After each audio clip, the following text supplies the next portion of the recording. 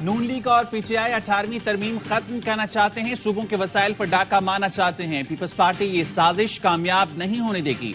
बिलावल भुट्टो का क्वेटा में peoples party के यौम तासीस पर जलसे से खिताब। पीपल्स पार्टी की मुखालिफ कोई सियासी जमात नहीं, गुर्बत, महंगाई और बेरोजगारी है। नून लीग को आज महंगाई लीग के नाम से पुकारा जा रहा है। अवाम को मालूम है ये सियासत के शोबाज हैं। कहा मुल्क को नई सोच, नई तर्ज सियासत की जरूरत है। बलूचिस्तान के अवाम की नुमाइंदगी मैं और आसिफ अली जरदारी करेंगे। ये वो आसिफ अली जरदारी हैं जिन्होंने बलूचिस्तान को अपने वसाइल का मालिक बनाया। इख्तलाफात का तासुर दूर, आसिफ जरदारी ने अपनी पगड़ी बिलावल के सर पर रख दी। मेरे प्यारे चेयरमैन कहकर मुखातिब किया। कहा बिलावल को सपोर्ट करना है, तरबियत करनी है, जो हमें आता है बिलावल को सिखाना है। आसिफ जरदारी का खिताब, बोले बलूचिस्तान पाकिस्तान का दिल है, अफसोस इस्लामाबाद को ये नजर नहीं आता। पीपल्स पार्टी ने बलूचिस्तान वालों को अपनी हर चीज का मालिक बनाना है। मेरे बच्चों ने आपकी धरती पर रहना है, यहाँ बड़ा होना है। आपने, बिलावल, लासफा और मैंने, हम सब ने पाकिस्तान बनाना है। कौम को लीड करने वाले को पीछे खींचने वाली बहुत सी कुव्वतें होती हैं, हमें इन कुव्वतों से डर नहीं। सरदार लतीफ खोसा पीटीआई सरबराह से मुतल्लिक अपने बयान पर कायम। सहाफी ने पूछा, आपने कहा है सरबराह पीटीआई खुद चेयरमैन होंगे, जबकि अली जफर ने कुछ और ऐलान किया। लतीफ खोसा बोले, जो सरबराह पीटीआई ने कहा वो मैंने आकर बता दिया। सहाफी ने सवाल किया, क्या बैरिस्टर गौहर और अली जफर दुरुस्त नहीं कह रहे? लतीफ खोसा बोले, वो दुरुस्त कह रहे हैं या नहीं, लेकिन मैं ठीक कह रहा हूं।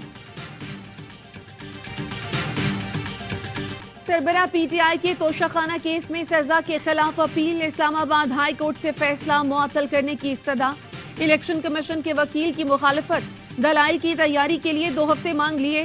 चीफ जस्टिस ने रिमार्क्स दिए, जितनी जल्दी हो आप तहरीरी मारूजात जमा करा दें, हम ऑर्डर पास कर देंगे। सरबराह पीटीआई से वकला की अडयाला जेल में मुलाकात, साइफर अल-कादिर ट्रस्ट समेत अहम केसेस पर बातचीत। मुलाकात में बैरिस्टर गौहर अली, बैरिस्टर अली जफर, अहमद ओवैस और उमैर नियाजी मौजूद थे।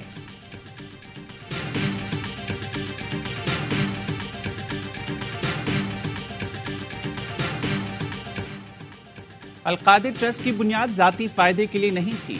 2 ट्रस्टीज हैं, सरबराह पीटीआई और बुशरा बीबी। ट्रस्ट को इसका बोर्ड चलाता है, इसमें किसी का कोई अमल दखल नहीं। सरबराह पीटीआई के वकील इंतजार पंजोता की प्रेस कॉन्फ्रेंस, कहा अल-कादिर ट्रस्ट को शौकत खानम के तर्ज पर चलाया जा रहा है। ट्रस्ट की जमीन को ट्रस्टीज जात इस्तेमाल या अपने नाम मुंतकिल नहीं कर सकते।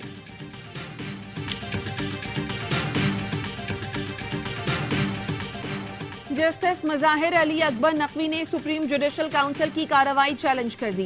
केस ओपन कोर्ट में चलाने की इस्तदा, मौक़िफ़ अपनाया। जुडिशल काउंसिल ने एतराज़ात पर फैसला नहीं किया। दूसरा, शो कॉज नोटिस जारी करने से पहले काउंसिल पर एतराज़ात का फैसला करना जरूरी था। जस्टिस मज़ाहिर ने 3 रुकनी कमेटी को खत भी लिख दिया। कहा, मैंने 20 और 30 नवंबर को काउंसिल की कार्रवाई के खिलाफ 2 दरखास्तें दी। दरखास्त समाअत के लिए मुकर्रर न करना बुनियादी हुकूक की खिलाफ वर्जी है। दरखास्त ऐसे बेंच में मुकर्रर की जाए जिसमें जुडिशल काउंसिल के अरकान शामिल न हो। कायद मुस्लिम लीग नून नवाज शरीफ से पार्टी सदर शहबाज शरीफ की मुलाकात, मौजूदा सियासी सूरत-ए-हाल, इलेक्शन से मुतालिक अमूर पर तबादला ख्याल। लीगी रहनुमा राना सनाउल्लाह कहते हैं नवाज शरीफ को 7 साल बाद एवनफील्ड में इंसाफ मिला।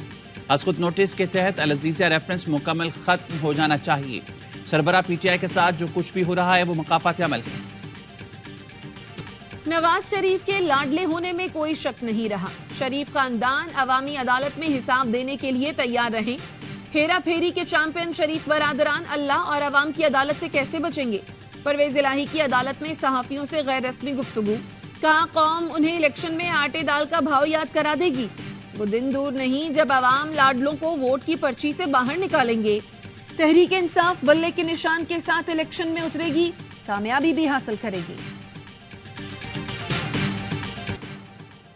चौधरी परवेज लाही और मुनिस लाही के खिलाफ मनी लॉन्ड्रिंग केस, जेल हुकाम ने परवेज लाही को लाहौर की अदालत में पेश किया। हाजिरी मुकम्मल करवाई। एफआई ने मुनिस लाही से मुतालिक रिपोर्ट जमा करा दी। कहा, मुनिस लाही के खिलाफ इश्तिहारी की कार्रवाई शुरू हो चुकी है।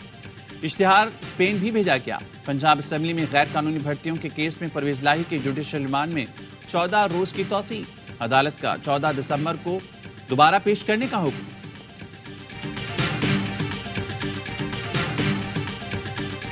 के दरमियान आर्जी जंगबंदी में एक रोज की तोसी। इसराइल 10 यरगमालियों के बदले 30 फलस्तीनी कैदी रिहा करेगा। कतर का कहना है गजा की पट्टी में मुस्तकिल जंगबंदी के लिए कोशिशें जारी हैं। इसराइली फौज की हठधर्मी बरकरार। मगरबी किनारे पर वहशियाना कार्रवाइयां जारी। 2 बच्चों को फायरिंग करके शहीद कर दिया।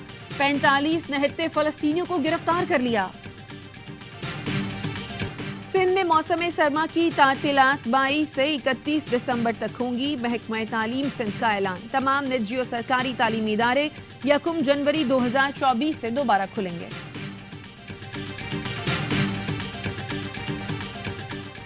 सहाफी जान मोहम्मद महर के कातिलों की अदम गिरफ्तारी। Pakistan federal union of journalist की कॉल पर आज यौम स्याह मनाया जा रहा है। सिंध समेत पूरे मुल्क के प्रेस क्लबों पर स्याह परचम लहराए जाएंगे। सखर प्रेस क्लब के सामने 108 दिन से अलामती भूख हड़ताल जारी। एहतजाजी रैली भी निकाली जा रही है। सहाफी जान मोहम्मद महर को 13 अगस्त की रात सड़क पर गोलियां मारकर कत्ल कर दिया गया था।